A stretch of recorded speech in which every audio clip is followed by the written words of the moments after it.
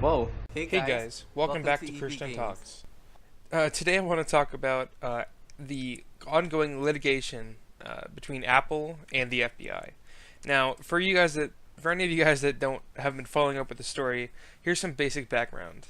In February 2016, and I'm getting this right off of their Wikipedia, the Federal Bureau of Investigation, as part of its investigation into the 2015 San Bernardino terrorist attack, obtained a court order that demanded Apple to create a version of its operating system that would allow the FBI to circumvent security controls so that it could inspect the contents of an iPhone used by one of the terrorists involved in the attack.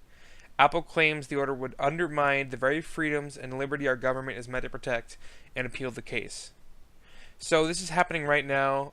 It's pretty heated, and I will give you guys my personal opinion in a little while. But first, let's go and let's get some background about this. How long has this been going on? There's an article here that says the conflict between Apple and the FBI has a long history, and your privacy is at stake. So encryption. I'm not sure how much you might know about encryption. But essentially, there's RSA keys for encryption. Basically, really long prime numbers are used for encryption. Basically, you want to get a key that is easy um, to to unlock, I guess, if you have the right key, but really difficult to brute force with a supercomputer if you don't have the right keys. And that's the basics of how all you see like a little green check mark in your Google Chrome, and it says your connection is secured. That's how it's doing it. It's RSA keys, and there's that system is weakening every day with the more processing power we get. We have to keep coming up with new large prime numbers that's used in this technique of encryption. So encryption really is a lot of cybersecurity analysts are warning people that encryption as we know it is really at risk right now. So as far as the history between Apple and the FBI, Mark Rottenberg, executive director of the Electronic Privacy Information Center, or EPIC, said in this article here, this is part of a battle over strong encryption in law enforcement that goes back over 25 years. I had hoped the government had reached the conclusion that it was better to encourage strong encryption and to protect American consumers and American businesses than go down the path of broken encryption. Essentially, the FBI wants a back door into these phones, and it's not the first time they've asked Apple to do it. This is just the first time they've gotten a court order and had it widely publicized. And the implications of this are very broad, and they're not readily apparent to the average American that doesn't really know about this kind of thing. Anyone that knows about cybersecurity will know that encryption is not strong as it is.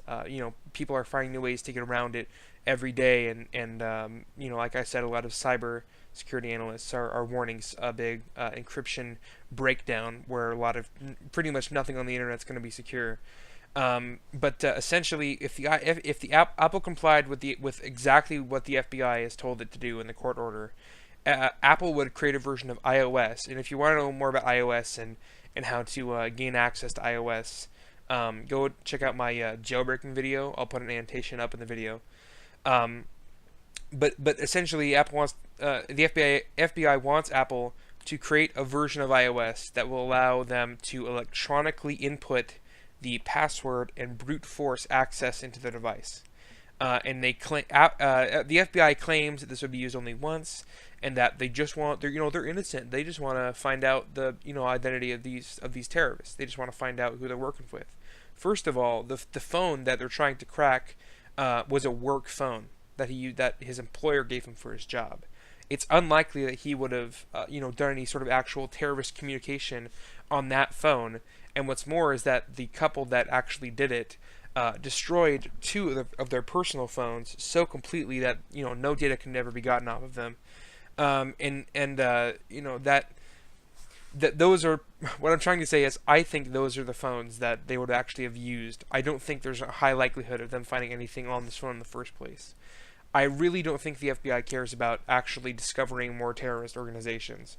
I think the FBI wants an easy way to get a backdoor into iPhones because the FBI currently can't access a phone that has a password lock on it And that's honestly that makes me sleep better at night, knowing that the police can't gain access to everything that's in my phone all the time. And of course, I know there are probably already NSA backdoors and things like that.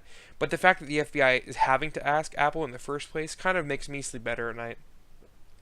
But I think the FBI is doing this whole thing simply to get a backdoor into iPhones worldwide, right? And there are actually, I think just in New York alone, I heard someone say something like 114 iPhones that New York, law enforcement has requested Apple to break into, and Apple said no to all of them because they don't believe in sacrificing the privacy of their customers for possible additional evidence. And honestly, I know that that's a hard pill to swallow for a lot of people. The question comes up, what's more important, freedom or safety?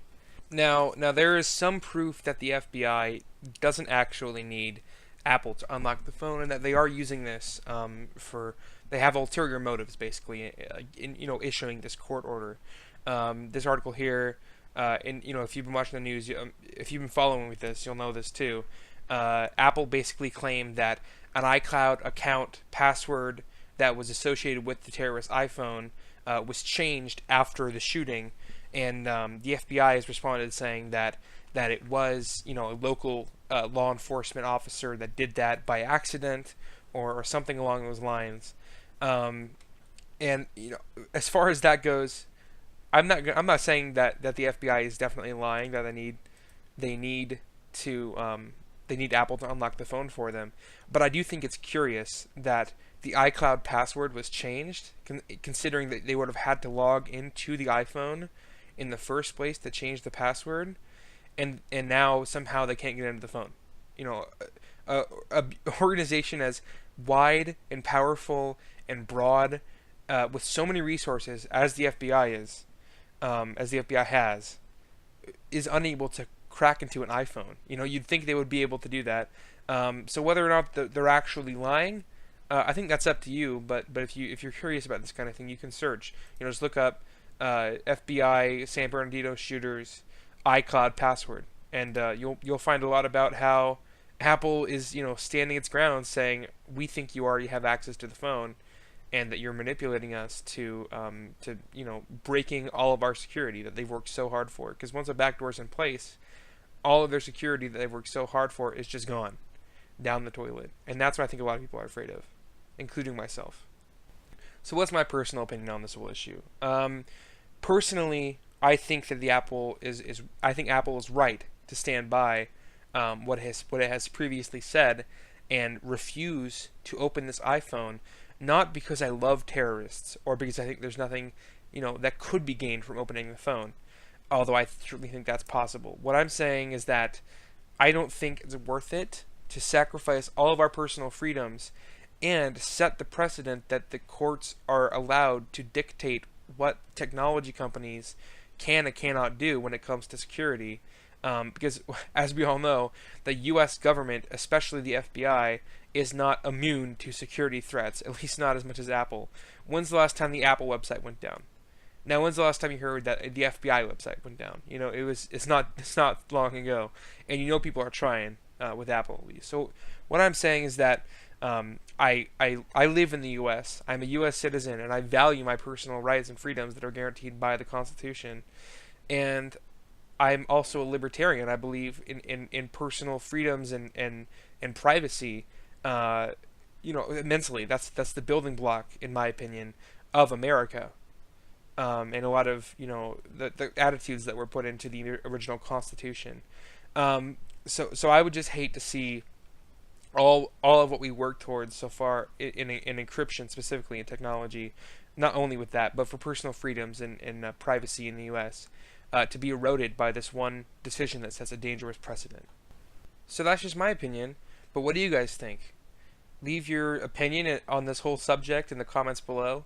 If you liked the video, go ahead and give me a thumbs up. If you disliked it, dislike it, but of course, tell me any constructive criticism or suggestions you might have for the show in the comments below.